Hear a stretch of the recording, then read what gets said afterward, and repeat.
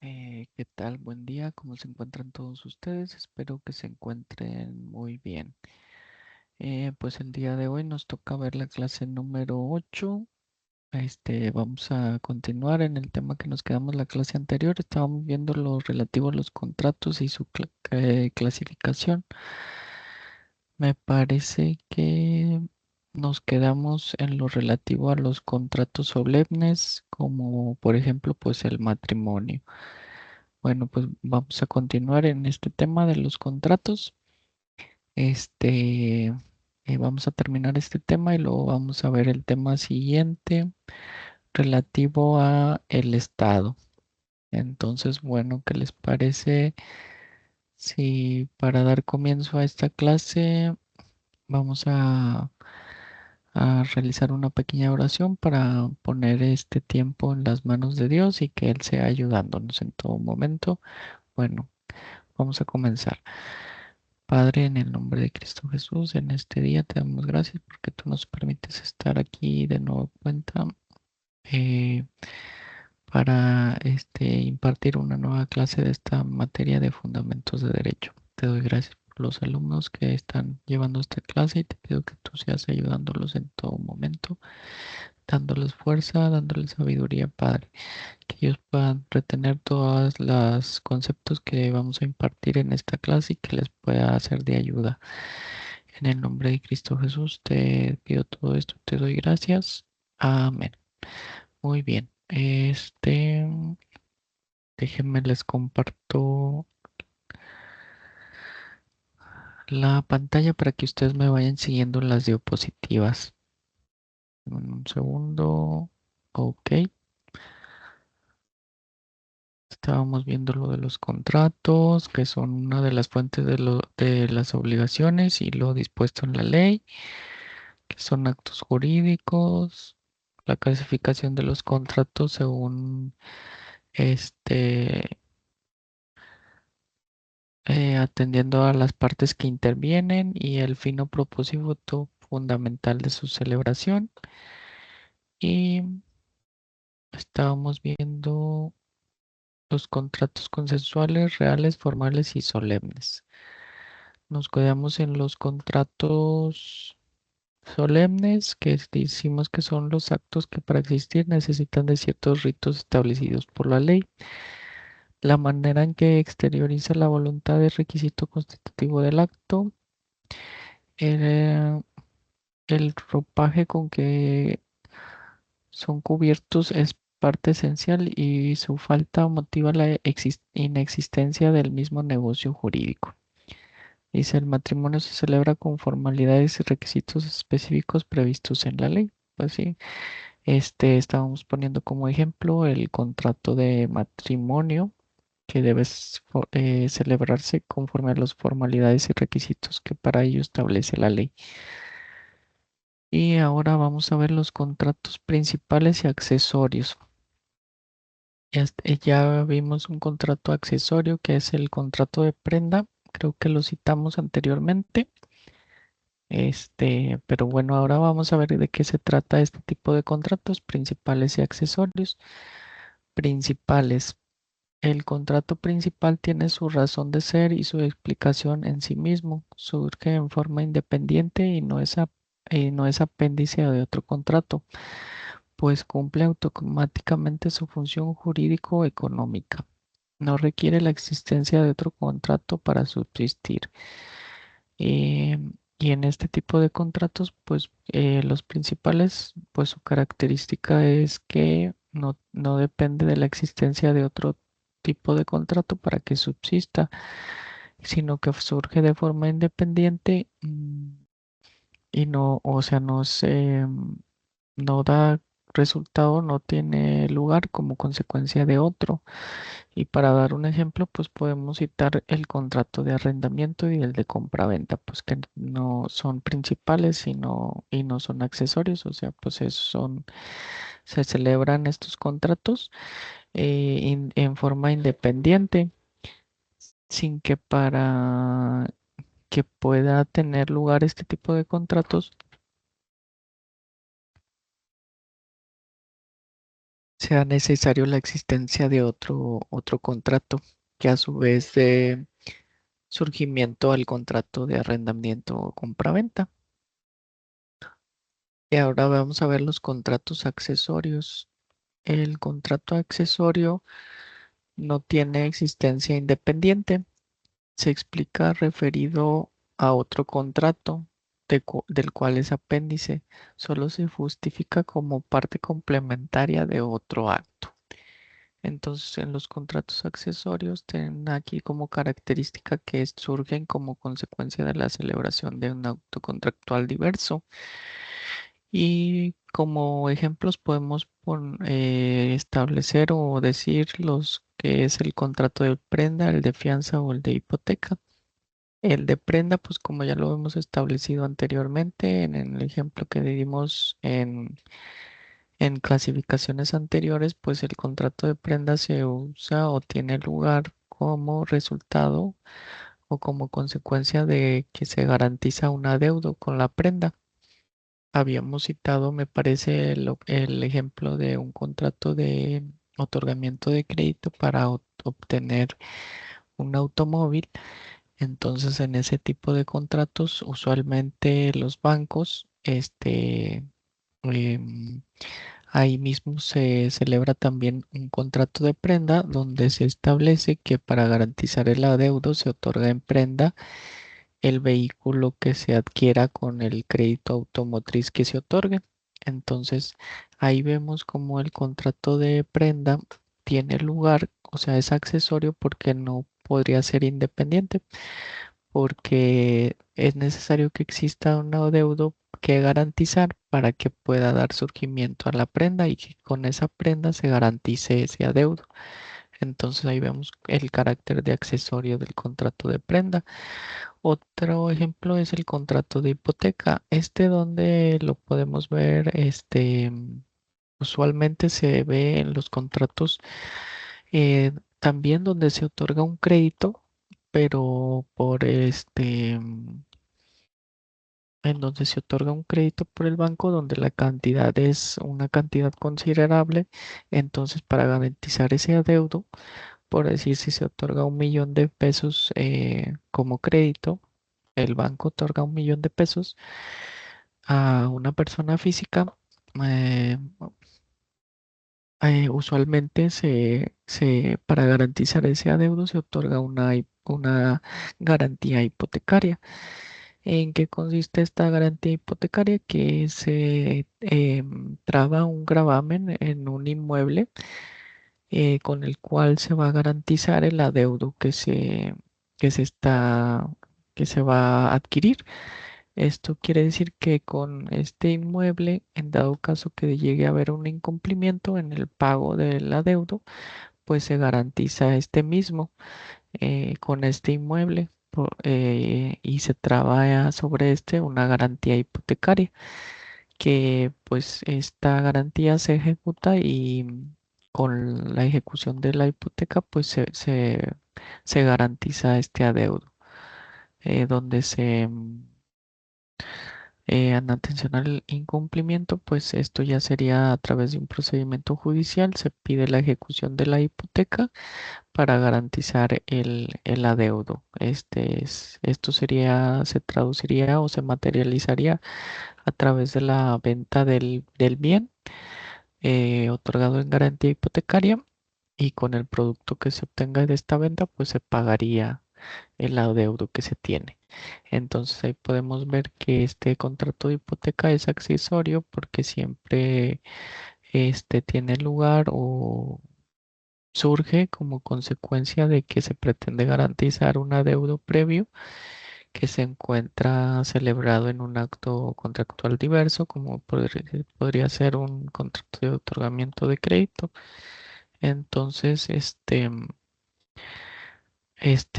por eso tiene este carácter de accesorio, porque no es independiente, sino que siempre tiene lugar o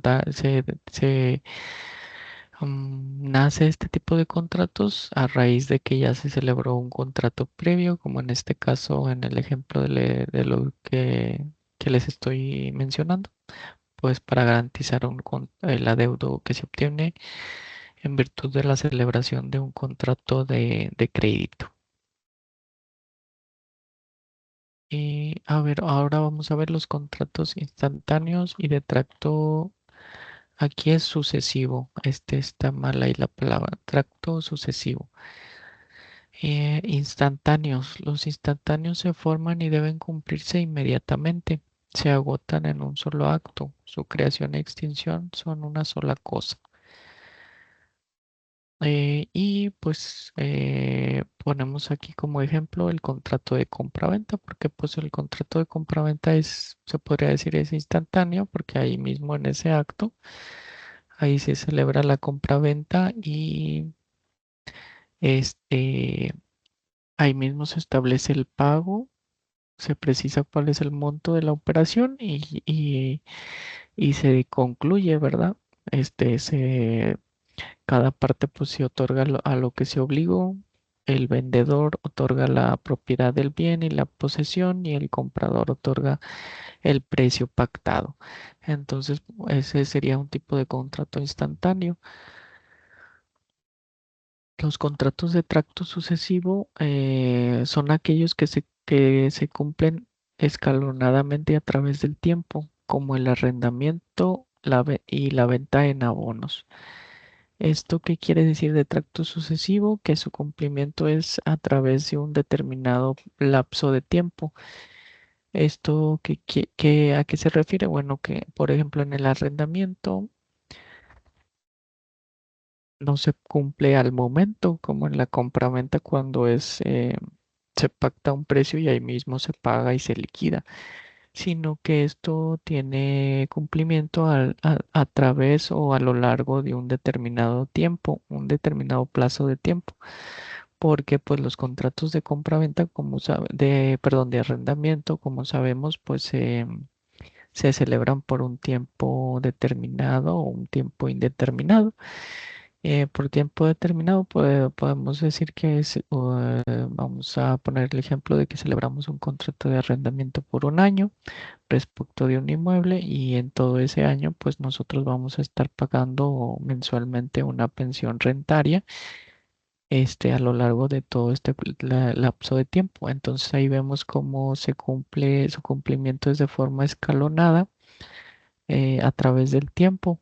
No se cumplimenta de manera instantánea cuando nosotros lo celebramos, sino que su cumplimiento se va realizando a través de que pasa el plazo por el cual se celebró. Igual que en la compraventa en abonos, cuando se pacta que el precio de la venta se va a solventar en abonos mediante mensualidades o conforme a los pagos que se hayan pactado, pues ahí ya no se cumple de manera instantánea o inmediata, sino que esto se va a cumplir a través del tiempo en un plazo determinado, el cual hayan establecido las partes. La vida del contrato se prolonga porque las prestaciones que generan son entregadas periódicamente dentro de cierto lapso. Estos contratos forzosamente están sujetos a un término. Y sí, pues como lo estamos viendo en los ejemplos que ya marcamos, por decir en el contrato de arrendamiento, pues se sujetan a un término que establecen las partes según la duración del contrato de arrendamiento. Y si fuera por tiempo indeterminado, pues este término ya no se vuelve cierto, o sea, ya no sería un año, sino sería por el tiempo que las partes así lo decidan, hasta que una de las dos decida no continuar con el contrato de arrendamiento y ahí pues en ese momento se termina.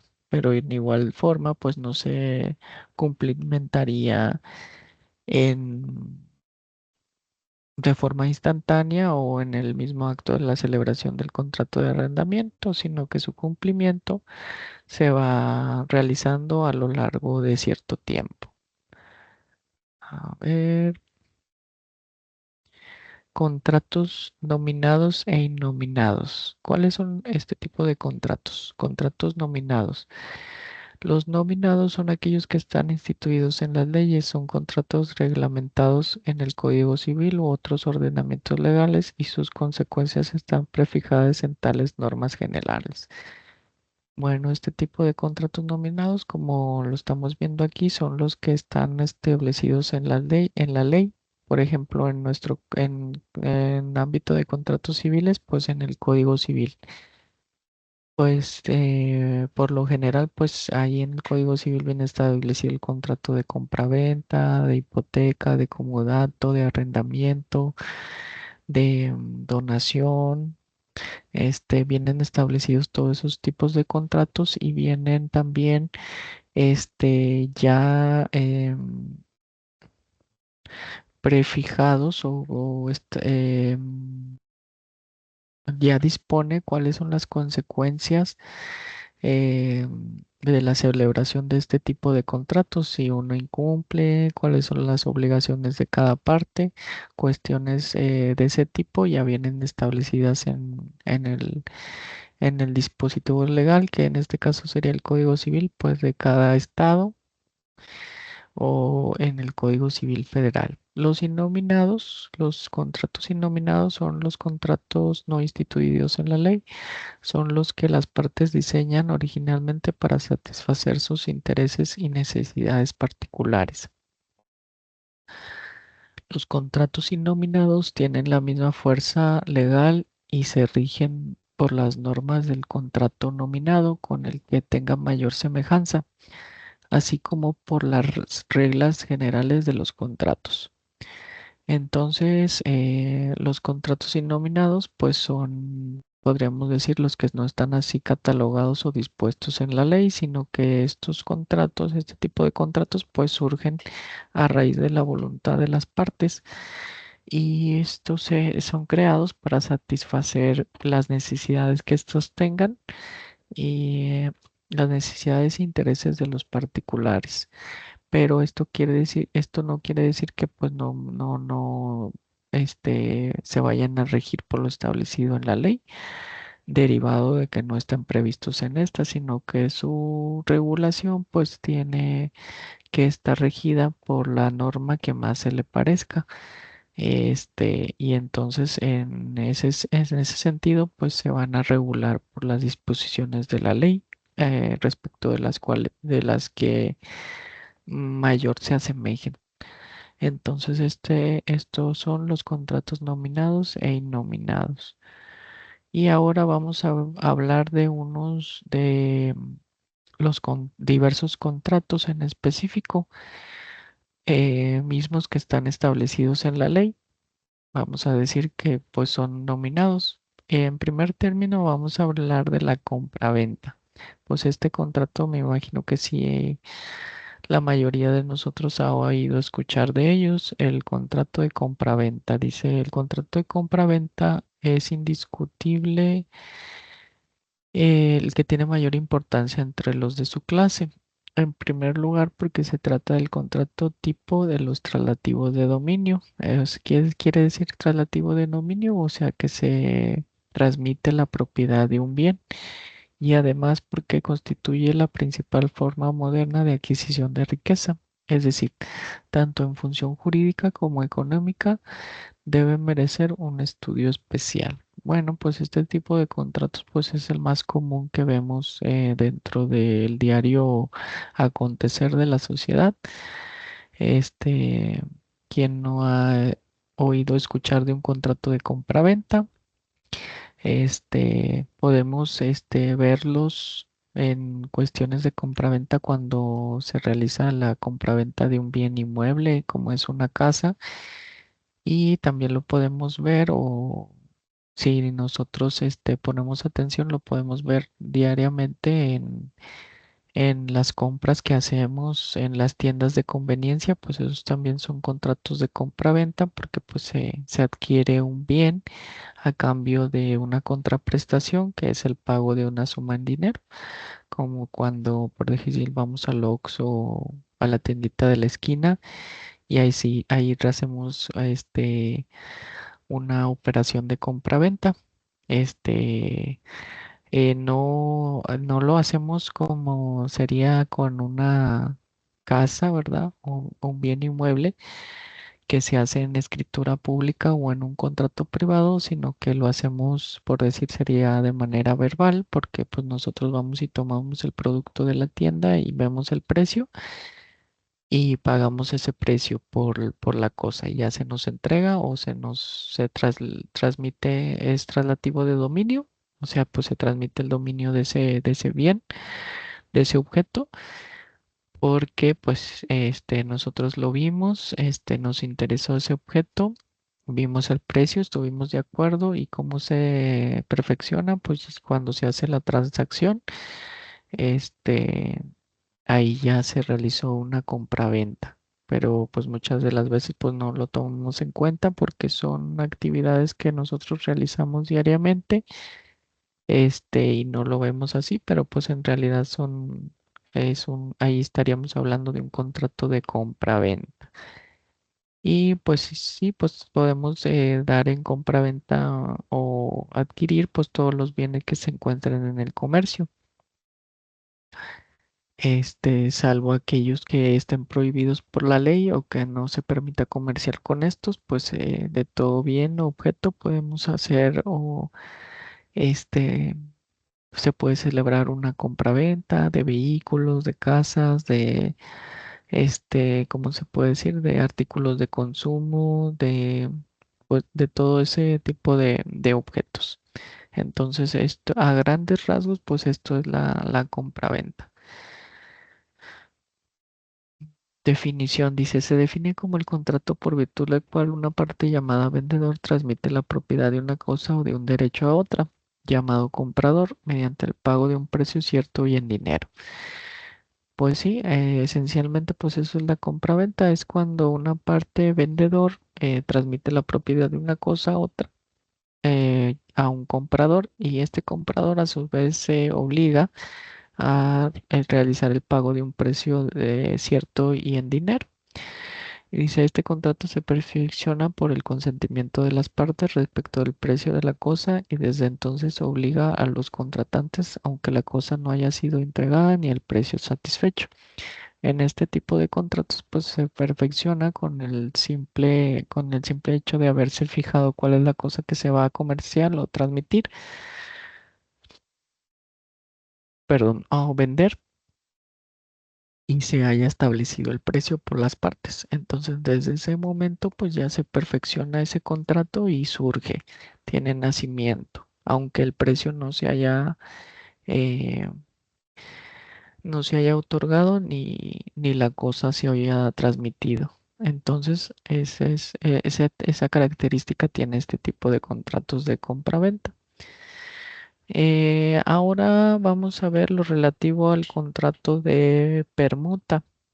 Dice la permuta, no sé si hayan oído escuchar de hablar de este tipo de contratos. Bueno, dice, es un contrato por virtud del cual cada una de las partes transmite a la otra la propiedad de una cosa a cambio de la que a su vez recibe en propiedad.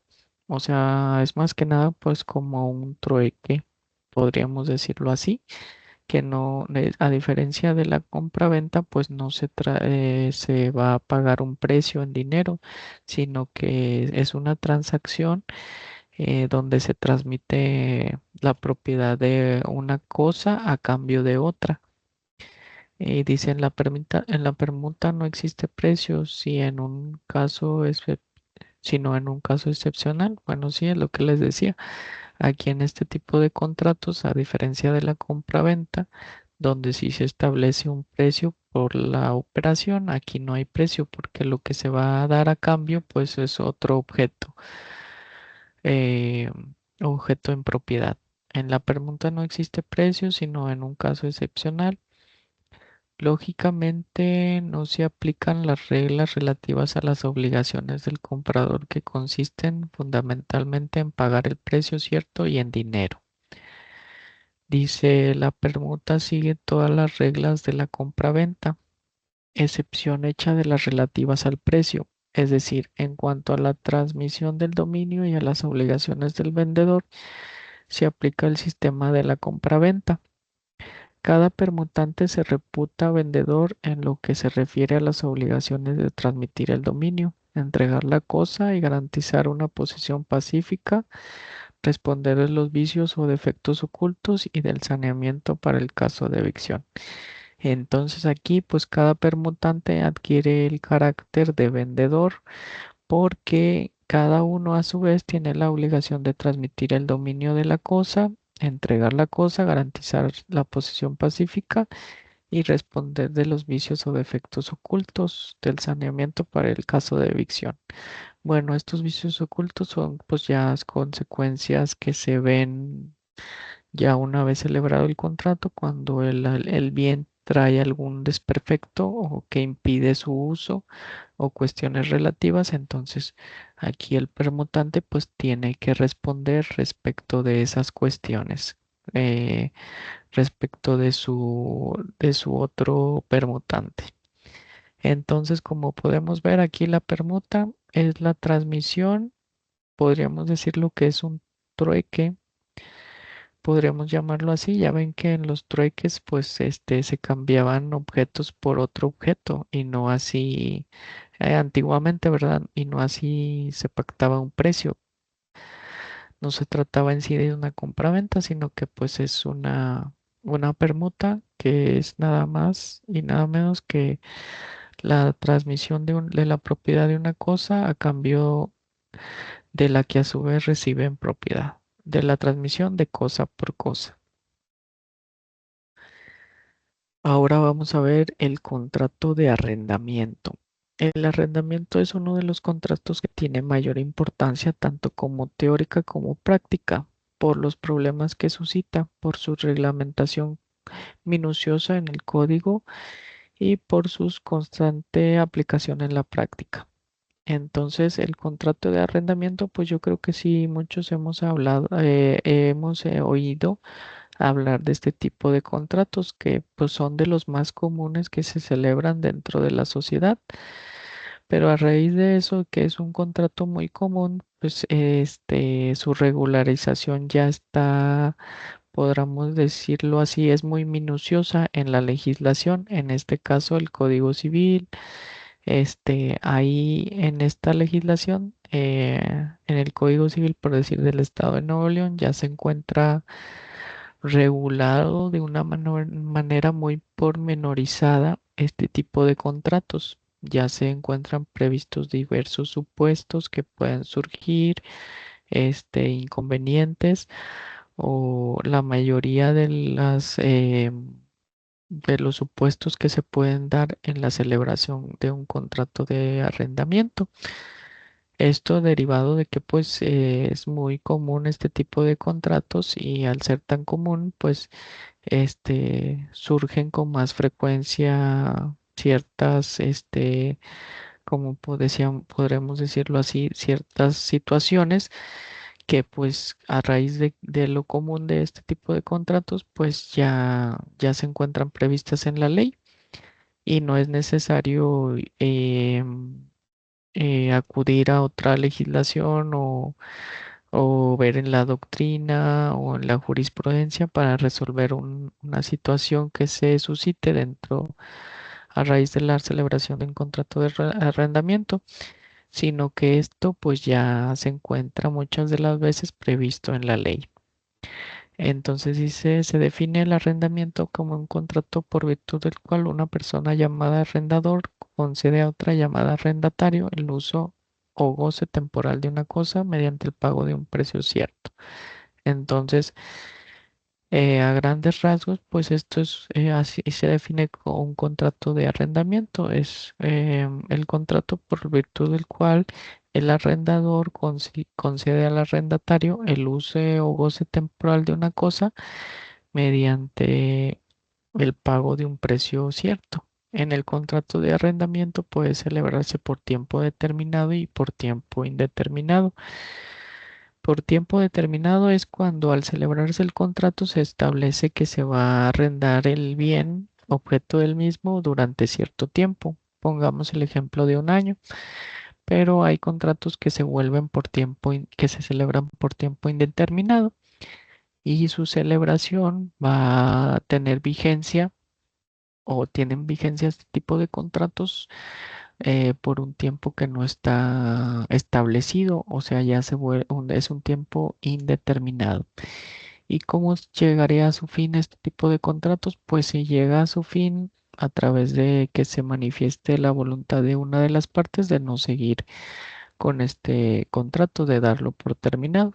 Entonces, este tipo de contratos pues se celebra así de estas diversas formas, por tiempo determinado y por tiempo indeterminado. Y pues generalmente pues lo vemos en la práctica, pues los particulares lo celebran para arrendar sus bienes, alguna casa que estos tengan, pues se arrenda como casa habitación, pero también lo podemos ver muy comúnmente en las plazas comerciales donde se arrendan los locales comerciales. Se arrendan los locales comerciales, algún departamento. También vemos que se arrendan vehículos, maquinaria, cosas así, ¿verdad? Pero bueno, en ese ya sería otro tipo de contratos de arrendamiento, pero pues por lo general lo vemos más comúnmente en la vida diaria cuando nosotros arrendamos una finca, una casa para poderla utilizar como casa habitación. Entonces, a grandes rasgos, ese es el contrato de arrendamiento. Ahora vamos a ver el contrato de fianza. Dice, contrato por el cual una persona se compromete con el acreedor a pagar por el deudor si éste no lo hace.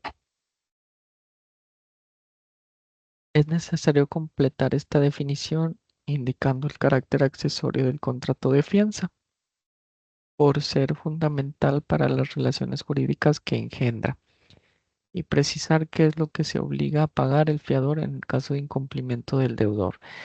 Aquí el contrato de fianza podemos ver que es accesorio porque siempre se tiene lugar como consecuencia de que se va a garantizar una obligación previa que tuvo lugar por la celebración de un diverso acto contractual. Eh, pues en el contrato de arrendamiento, pues también lo podemos ver de que a veces una persona se obliga como fiador respecto del arrendatario. En caso de que éste no cumpla, pues ya se le puede reclamar el pago de alguna pensión rentaria deudada al fiador. Entonces ahí podemos ver que este tipo de contratos de fianza tiene como característica que se celebra para poder garantizar el pago de un adeudo. Dice, de acuerdo con lo dicho, la fianza se define como un contrato accesorio por el cual una persona se compromete con el acreedor a pagar por el deudor la misma prestación o una equivalente o inferior en igual o distinta especie si éste no lo hace. Entonces, como es un contrato que garantiza el cumplimiento de una obligación, el contrato de fianza, en caso de que el obligado principal no cumpla.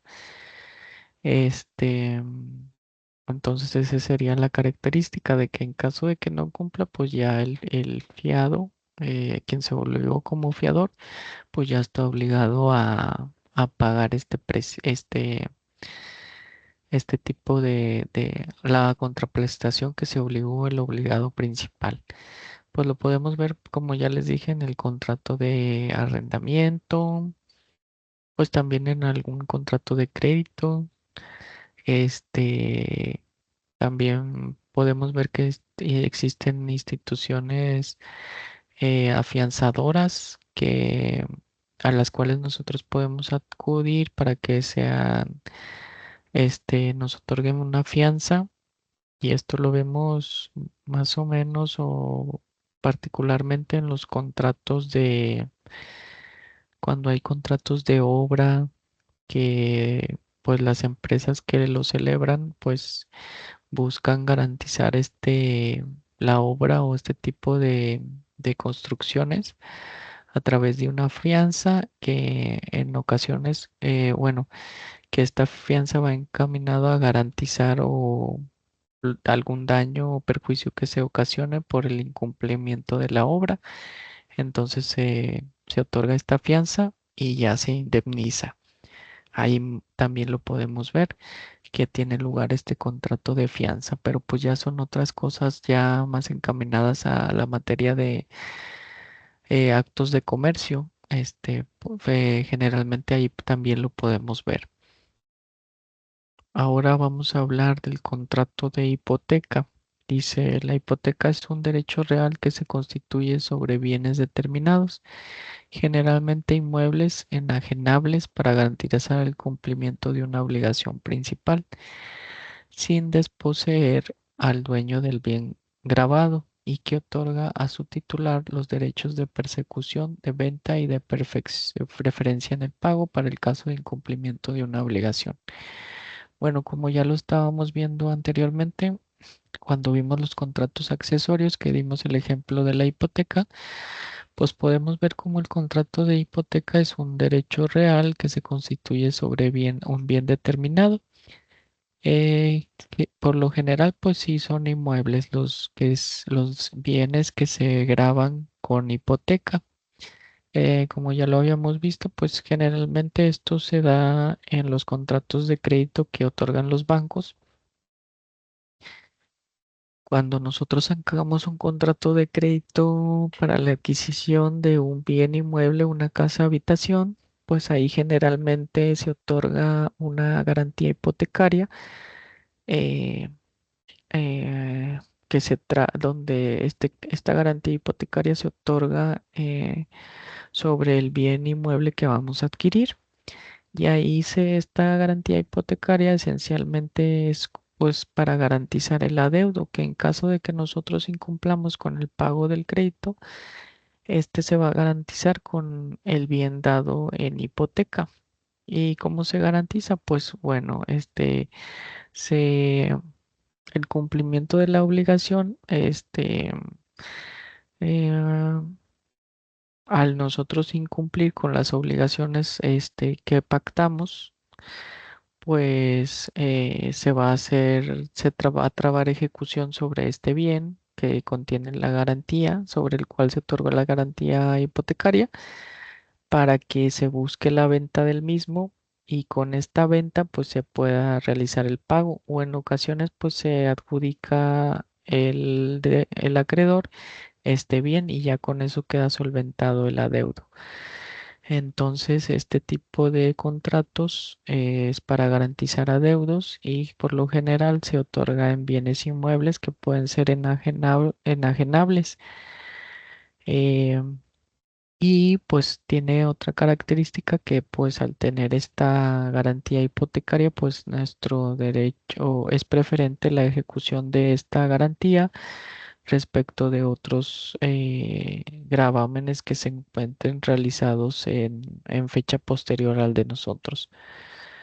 Eh, entonces, esencialmente, pues este es el contrato de garantía hipotecaria, que no es nada más que esencialmente, pues es el contrato por medio del cual vamos a garantizar un adeudo o con un bien inmueble.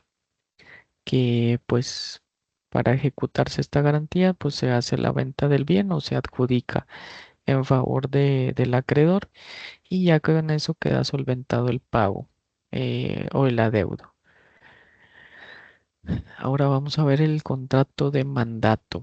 Y el mandato es un contrato por virtud del cual el mandatario se obliga a ejecutar por cuenta del mandante los actos jurídicos que éste le encargue. Básicamente pues es como un poder, el poder que se otorga a los apoderados de las personas morales o también hay veces que las personas físicas otorgan poder a otra persona física para que actúe en representación de éste. Y en la mayoría de las veces, pues ahí se establece en qué consiste este mandato, qué es lo que se puede realizar con este mandato. Dice, los elementos del mandato son, el mandato se caracteriza expresamente como un contrato, pues es un contrato sí, recae exclusivamente sobre actos jurídicos y en esto radica la especialidad de este contrato. O sea que este contrato de mandato recae exclusivamente para que el mandatario realice diversos actos jurídicos. El mandatario deberá ejecutar los actos jurídicos por cuenta del mandante y como consecuencia, pues al haberse otorgado, pues debe el mandante ejecutar los actos jurídicos que se encuentran previstos en este mandato para los cuales se le facultó que los pudiera llevar a cabo. Entonces, esos son los elementos del mandato. Y pues sí, regularmente pues lo podemos ver en los poderes que se otorgan por las personas morales, que éstas pues no actúan por sí mismos, sino que actúan a través de sus representantes legales, y ahí pues sería un tipo de donde estas personas morales otorgan poderes a personas físicas para que los representen ante las autoridades y también para que puedan celebrar actos, ya sea una compraventa, actos de administración de la empresa, pleitos relativos que tengan con algún empleado, laborales, todas esas cuestiones pues se pueden llevar a cabo a través de este contrato de mandato. Y pues no, esto no es exclusivo de las personas morales, sino que también lo podemos ver en las personas físicas.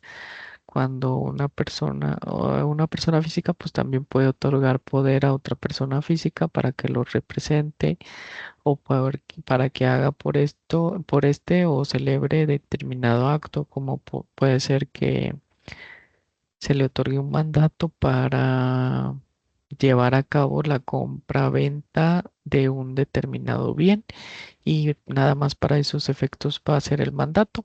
Una vez pues realizados todos estos efectos por los cuales se realizó o materializó el mandato, pues ya pues se concluye y queda pues sin efecto. Entonces, este es el contrato de mandato. Ahora vamos a ver los contratos de sociedad. Dice, la sociedad puede definirse como la reunión más o menos permanente, es decir, no transitoria de dos o más individuos con un fin lícito que no sea preponderantemente económico. Pues esto, en los contratos de sociedad, pues los podemos ver en las sociedades anónimas y en las sociedades civiles, que son pues entes jurídicos que se crean cuando se juntan dos o más individuos y se crea una persona moral que tiene por objeto o sea, que va a llevar por objeto las cuestiones que estas personas establezcan en su acta constitutiva. Dice, la asociación constituye una persona jurídica. Entonces, sí, como le estaba diciendo, pues tiene lugar una persona jurídica, da como un resultado.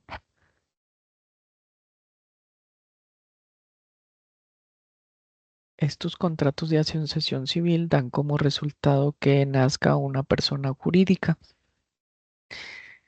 Dice, y en tal virtud, para comprender este carácter, en la definición podemos indicar que es una persona moral que nace de un contrato. Entonces, a raíz de la celebración de este tipo de actos, no es nada más y nada menos que, es nada más y nada menos que un contrato, tiene nacimiento una persona moral. eh, merc- eh, que en forma permanente se agrupan para realizar un fin no sea preponderantemente económico y que esté permitido por la ley. Entonces, como dice aquí, para comprender este carácter, en la definición podemos indicar que es una persona moral que nace de un contrato, merced a la reunión de dos o más individuos. O sea que tiene que haber la reunión de dos o más individuos para que se pueda celebrar este contrato y dé al uso a una persona moral que en forma permanente se agrupan para realizar un fin y que no sea preponderantemente económico y que esté permitido por la ley. O sea, que no sea un objeto, un fin que sea preponderantemente económico y que además tiene que estar permitido por la ley. Pues aquí pues hablamos de las sociedades anónimas y de las sociedades civiles, pues que no son preponderantemente un fin económico como otro tipo de personas morales y que tienes fines o que están permitidos por la ley, pues de lo contrario, pues no tendría lugar este tipo de contratos de sociedad. Atributos de la sociedad.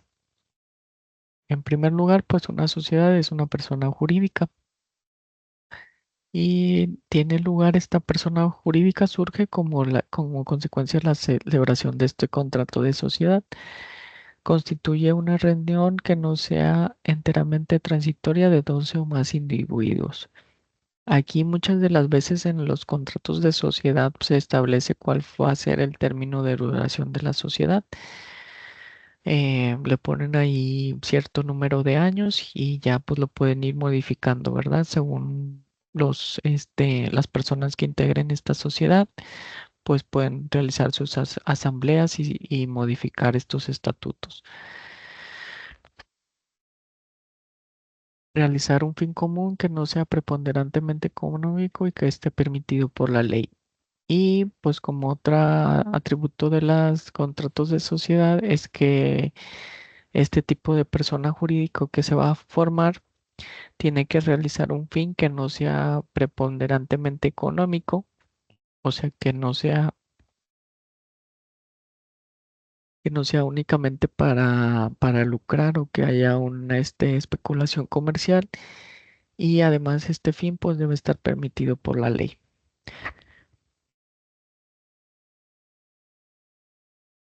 Y bueno, eso es por lo que se respecta al contrato de sociedad.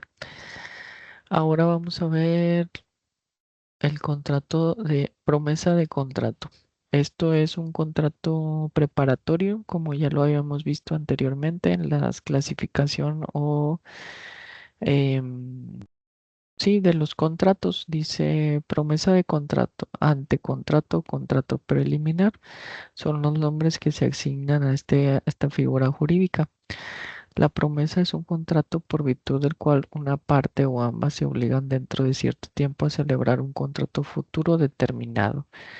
La promesa de contrato es un acto especialísimo, el único cuyo objeto es celebrar un contrato definitivo en el futuro. Entonces, bueno, aquí el contrato de promesa, como lo estamos viendo, es un contrato preparatorio donde ambas partes o una de las partes se obliga dentro de un plazo determinado de tiempo a celebrar un contrato futuro determinado. ¿Cuál puede ser un contrato de promesa? De promesa, pues puede ser un contrato de compraventa, donde el vendedor o la persona que va a ser el futuro vendedor se obligue a realizar un contrato de compraventa en un tiempo determinado. Como puedes, esto se debe a que aún no se reúnen las condiciones necesarias para realizar la compraventa y esto va a ocurrir en un tiempo en el futuro y una vez que se actualicen estas condiciones, pues ya se estará en aptitud de celebrar el contrato de compraventa. Entonces, en ese caso, pues se celebra un contrato de promesa de compraventa donde se establece que a cierta fecha las partes van a celebrar este contrato y se va a establecer el precio y se va a transmitir el dominio del bien objeto del mismo. Entonces, se considera como un contrato de promesa porque ahí se obliga una persona a celebrar dentro de determinado plazo de tiempo un contrato futuro determinado. Es determinado en este caso porque estamos hablando de la compraventa. Entonces, ese sería lo relativo a los contratos de promesa a grandes rasgos. Y con este último tipo de contrato, pues estaríamos terminando con el tema relativo a los contratos. Voy a dejar de compartir. Muy bien. Bueno, ya que vimos lo relativo a los contratos, ahora vamos a comenzar el tema que sigue, que es el del Estado. Vamos a comenzar y vamos a ver qué tanto le podemos avanzar. Si no, en la siguiente clase, pues ya terminamos. Este es el estado. El estado. Dice etimológicamente la palabra estado, status significa situación. Ante una vaguedad como esta, nadie podría quedar satisfecho. La expresión latina status republicae ya es por su segunda palabra más significativo, sobre todo desde el que la introdujo Maquiavelo. Aquí vemos cómo pues es una, por decir una definición o eh, el significado de Estado y que introdujo este autor, Maquiavelo.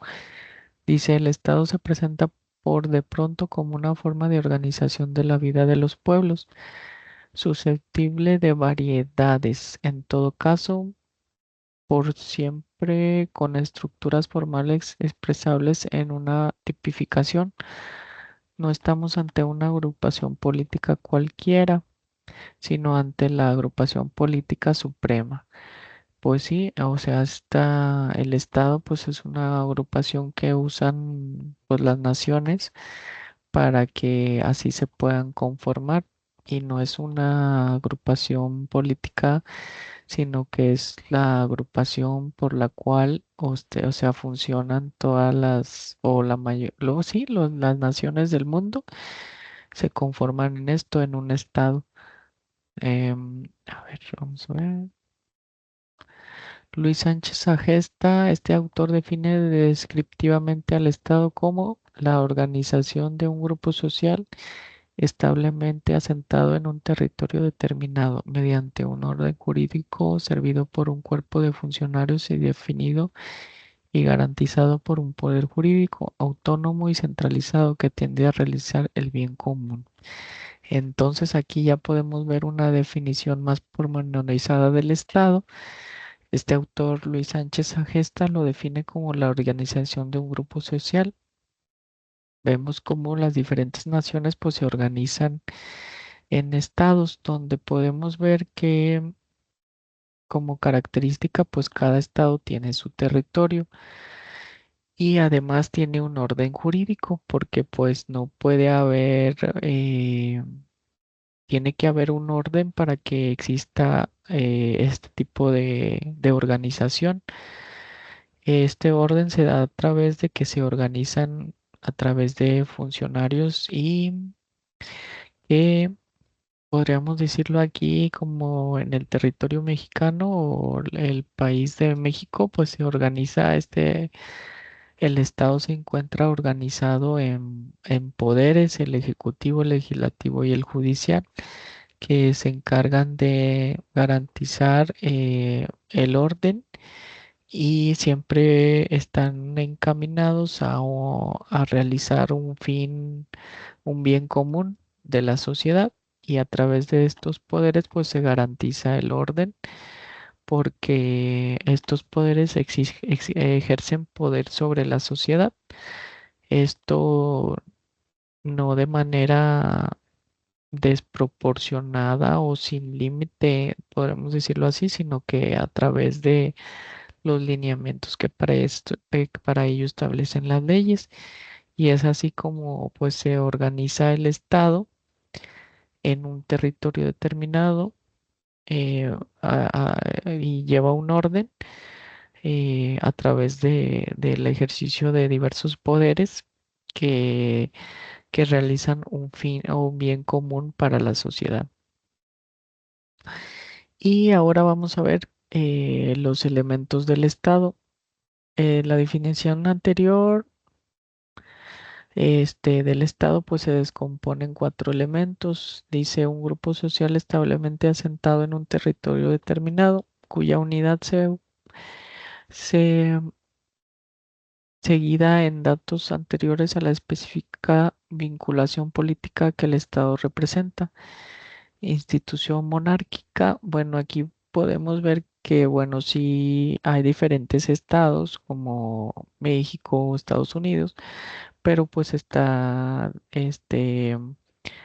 organizada en diferentes tipos de, vamos a decirlo así, pues aquí es una república porque en el territorio mexicano, pero hay otros estados que se organizan en monarquías y aquí pone los ejemplos de Austria, Hungría, Yugoslavia, grupos nacionales, España y Francia, Federación Económica o de Defensa Militar, Alemania y Estados Unidos. O sea, pues no todos los estados tienen el mismo régimen de gobierno.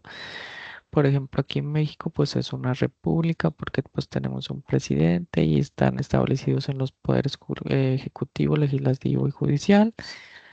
Pero hay otros estados donde son monarquías porque están gobernados por reyes, como los ejemplos que aquí pone, o en otros países, en el Reino Unido, por un primer ministro, me parece, varía la forma de organización, pero en esencia, pues es una sociedad asentada en un territorio em, cuya unidad se funda en datos anteriores a la específica vinculación política que el Estado representa. Esto quiere decir, bueno, su forma de gobierno. Y como inciso B dice, un orden jurídico unitario cuya unidad resulta de un derecho fundamental. Constitución que contiene el equilibrio y los principios del orden y cuya actuación está servida por un cuerpo de funcionarios. Aquí, pues más que nada se refiere a, pues la ley eh, o el orden jurídico que regula, pues la función de este estado. Y aquí, pues en el territorio mexicano podemos decir que es la Constitución Política de los Estados Unidos Mexicanos, que es la ley suprema y que regula, pues todo el funcionamiento del país, de nuestro país, que contiene un equilibrio de los principios del orden. O sea, ahí se establece un equilibrio porque divide los poderes en ejecutivo, legislativo y judicial para que cada uno haga un contrapeso sobre el otro y que el poder de uno o de otro pues no esté desmedido. Y esta actuación pues ya se va a realizar por los funcionarios que la misma Constitución establece. Y ya a través de esto pues se va realizando el ejercicio del poder eh, para el funcionamiento del Estado. Dice en el inciso C, un poder jurídico autónomo centralizado y territorialmente determinado. Este poder se define como independiente hacia el exterior y como irresistible en el interior. Es centralizado porque emana de un solo centro claramente definido a quien se refiere la unidad jurídica y de donde parte la actuación escalonada de los funcionarios. Y bueno, respecto de este inciso, pues un poder autónomo, un poder jurídico autónomo, centralizado y territorialmente determinado. Pues sí, en este caso, pues sería el poder, el presidente, en este caso, pues sería quien ejerce el poder jurídico, que es autónomo y está centralizado y lo rige sobre todo el territorio mexicano que está determinado. Es independiente de los demás estados porque pues es de nuestro territorio mexicano y irresistible en el interior porque pues lo debemos de acatar. Em, y es centralizado porque pues emana de un solo poder, eh, que es pues el presidente. Pero bueno, pues aquí podemos ver que en lo que respecta a, a nuestro país, pues no es absoluto, ¿verdad? El poder del presidente de la República, en este caso nuestra presidenta, sino que se encuentra regulado por las leyes, principalmente por la Constitución. Y no es, podemos decir, no es absoluto porque pues se tiene que regir o, mm, ¿cómo podríamos decirlo? El presidente se tiene que ajustar a las leyes que existen en la Constitución, en las leyes de cada estado, porque pues cada estado tiene es independiente de su autonomía respecto de ciertas cuestiones que puede legislar, y ahí pues no tendría tanta injerencia pues el poder ejecutivo. Y pues por otro lado, pues podemos ver que también existen otros poderes como el poder judicial, que pues también se regula a sí mismo y es un contrapeso al poder ejecutivo, igual que el poder legislativo. Entonces, pues sí es un poder jurídico autónomo, centralizado y territorialmente determinado, pero pues tiene sus cuestiones en torno a que no es, en este caso, en nuestra nación, pues no es tan independiente el poder o sea, absoluto del presidente, sino que pues debe realizarse ciñéndose a las diferentes leyes que existen y al actuar de los diferentes poderes. Entonces, pues esto es a lo que se refiere este otro inciso. Y ahora vamos a ver lo relativo al pueblo y al Estado. Sin un cierto número de hombres y sin un territorio delimitado no podría existir el Estado. Entonces, para que exista el Estado es necesario que éste esté conformado en un territorio y que exista podemos decirlo así, que tenga un pueblo o cierto número de hombres. El pueblo no es solo un elemento anterior al Estado, sino que interviene como elemento de su organización. Una simple suma de ciudadanos, una muchedumbre humana sin orden alguno, ni unión física ni moral, no puede constituir un pueblo. Entonces, no solamente se requiere que exista la unión de cierto número de personas o una muchedumbre, sino que para considerarse como un pueblo requiere una organización. Este dice para que el Estado aparezca es menester que haya un número bastante considerable de hombres, puesto que de otra manera carecería de entidad. Desde el punto de vista sociológico se requiere además de la determinada cifra de población, una cierta división del trabajo y una cierta variedad de las condiciones de vida. Entonces aquí podemos ver que si bien